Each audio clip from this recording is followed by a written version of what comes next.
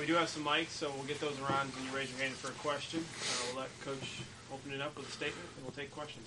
Unfortunately, came up short. The part that our guys did from last Sunday to where we are out there today, and I knew they were going to give their very best to get a victory out there today. Prepared all week. Obviously, a lot of noise going on, and everything that they just stayed focused on the task at hand. I really give my hat to Mississippi State, to come back and get the victory and earn it. 2 tough games for them back to back. Our guys really, played with great energy, great composure.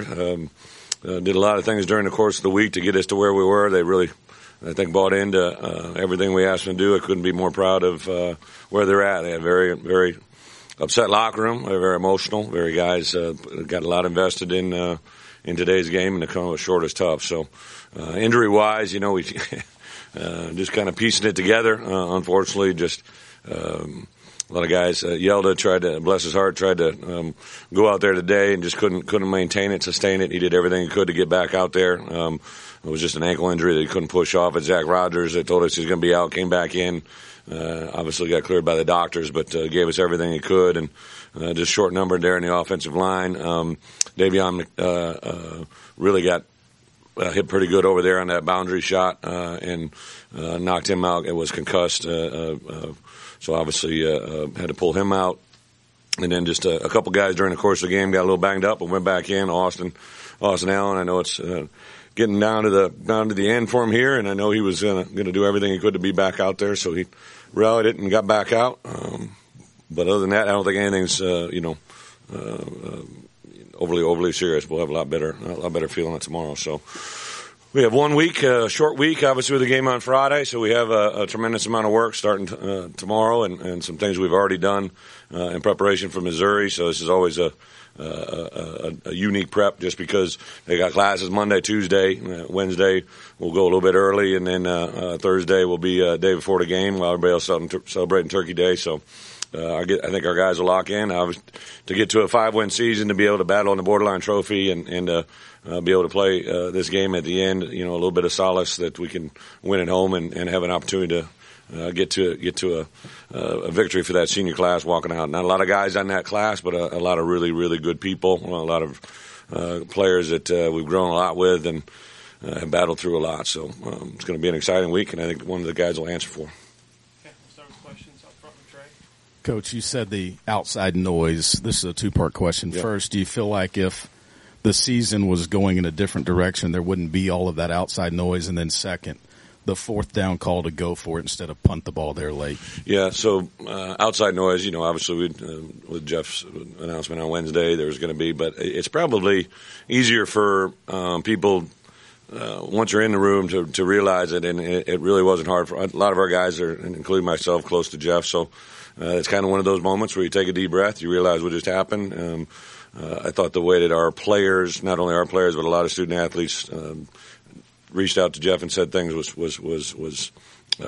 wasn't surprising, but also heartwarming, I'm sure, for him, and makes you feel like you're doing the right by the kids, at least. The idea to go for it on 4th, we had run, the part during the course of the game earlier, we had run 2 similar 4th down or in a goal line situation where we run a play that looks just like it. We've never run the play action pass off of it.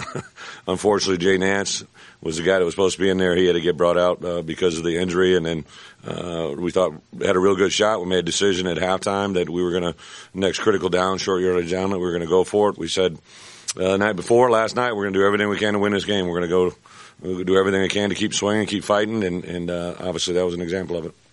Bob, front row, sorry, Tom. Yeah, Tom. The coaches seemed displeased about something on that play as well, and also you got some bounces, like it hit off a guy's back and the kick ball down to the 1.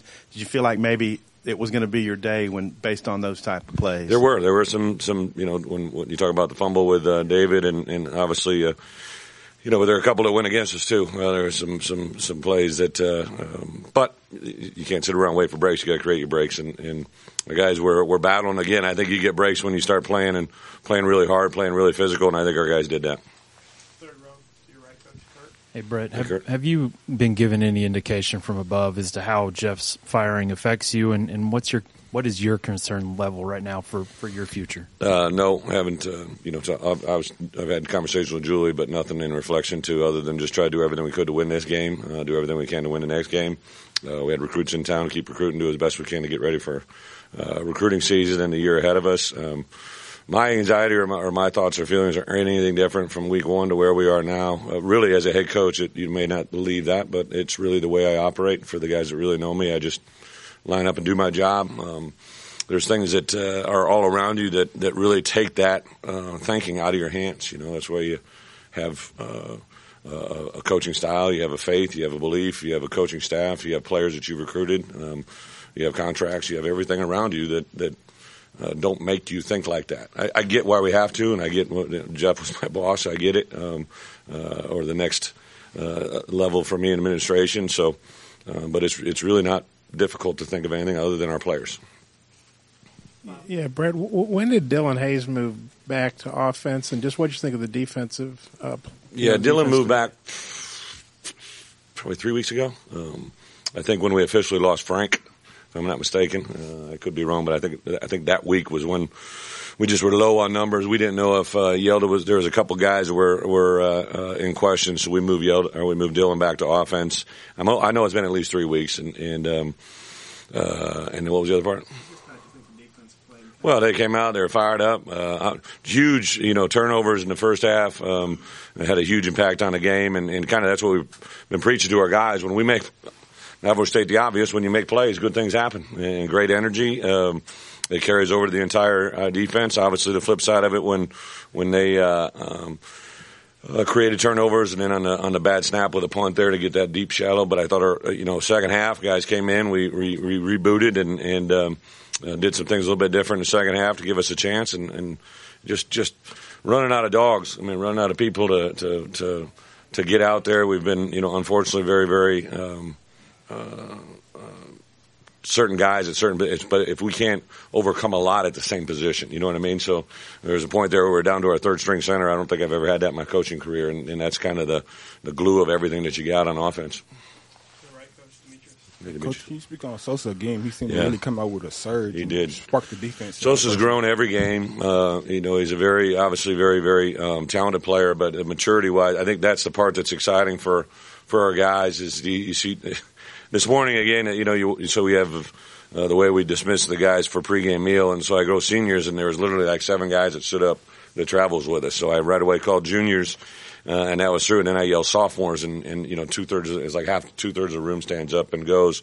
And he's in that sophomore class. There's a lot of talent around him. He's understanding the big picture really, really well. I think you saw, that first turnover. He just saw that he had a chance to track it and hit it. And then I think Briston came up with it. Another redshirt freshman guys. And Briston was pretty emotional after the game. I know he had a lot invested. He came and said something to me before the game. I knew he was into it. So it was good. Kind of looking back, you talked about being close, and I know you've been. I didn't say that. I know you like to play with that word, but I didn't say it. What's that? I don't know. You said I was close. I'm just talking about looking back over the season. I know you've said a couple times that things, you're getting close or whatever, and you've been optimistic.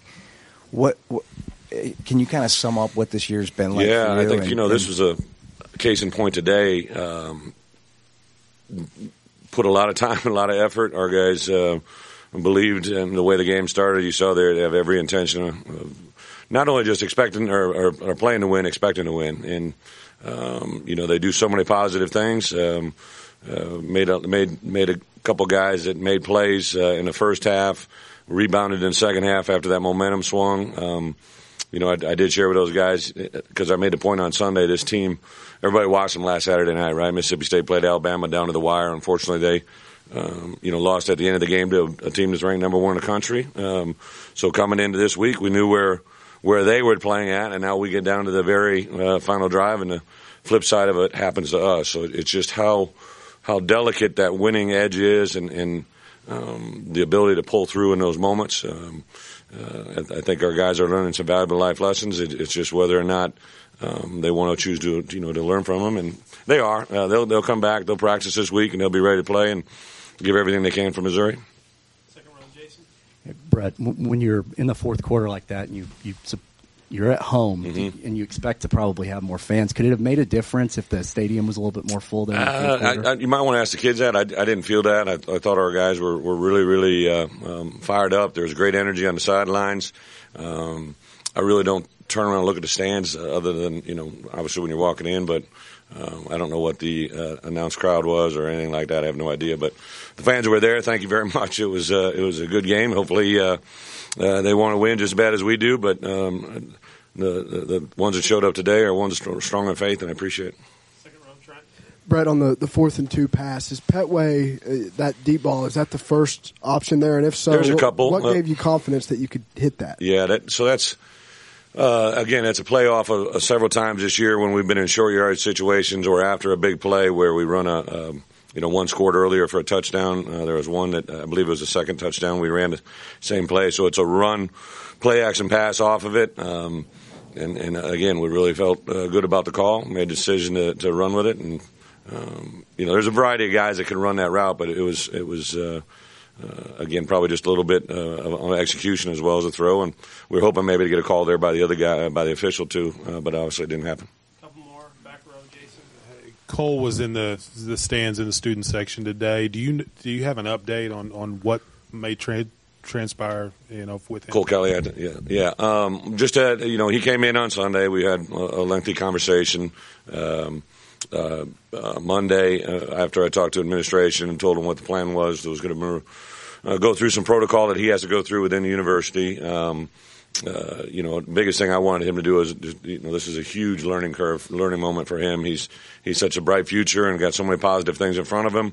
Saw him a couple times during the course of the week. I didn't, when we suspend a player, we don't remove him from anything other than football. They had full use. Obviously, he's got a turf toe that he's getting treatment on every day. Full use to academic facilities. All their dining is available in the Jones Center. So, I know he was down during the course of the week. Had some communication with him, but if he checks all the boxes that I asked him to check before this week was over, which I think he's done, making contact with all the people he has to, he'll be back with us on Sunday and be able to engage with us last week.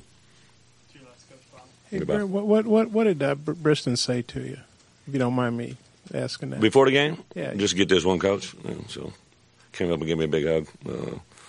Briston's a neat kid, man. He's a guy we offered early on and a very emotional player, a guy that I think has grown a lot. He's just been here 2 years, but the growth that he's had beyond football is absolutely awesome. It's fun. That's some stuff that you get into it for. A couple more. We'll go to Demetrius and then Trey. Hey, Coach, I know you all wanted to get Ty some reps in there. What was the call or the mindset behind putting him in on third? Yeah, there was a play that it was actually something that we had repped going way back when Cole was there, and then when Cole wasn't there a couple weeks ago when we didn't know if he was going to be healthy, so Ty had run all those reps. But that play right there, they gave us a different stem right at the last moment. We should have had some guys blocking down and would have made the play bounce to the outside. But Ty has had probably the last 2 weeks of practice here been very, very clean. He's a guy that has a lot invested and has been waiting for his opportunity, so we really want to try to give him a rep out there today. And then the way that first play worked made us a little hesitant to go back to it. Coach, I know you still have one more game left this season, but if you look back, where did it start to go wrong? That's probably a good question. Too much focused on what has happened probably to give you a best answer, but I know as you go through a season as a head coach, you always kind of just take the week had just happened and the week in front of you. You don't really have you don't have a chance to sit down and look at hey, this happened, this didn't happen. I would say three things probably, jump out. Obviously, when we weren't able to convert and do things in the second half, offense, defense, gave us issues. When we were able to do it, we had success. That I'm not going to sit up here and poor boy injuries, but there was injuries that had a huge effect on not just the field, but in the locker room when some of the way we do things, your seniors and your juniors and guys in those positions are some of your best leaders on the field are also your best voices. And to take that out of it is very, very difficult. And then, just as this league is, the SEC and the SEC West in particular, it's merciless on once you're into it. There's no reprieve. There's no every game is is going to be a struggle. And obviously this week with Missouri, you look at where they were at early in the year, and I don't know if they played even yet today. I know they got Vanderbilt, but you just got to, in this league, it's just literally survive each week in advance. I think whether you're in first place or in last place, that's kind of where everybody's at. Thanks, everybody. Thank you. We'll pick.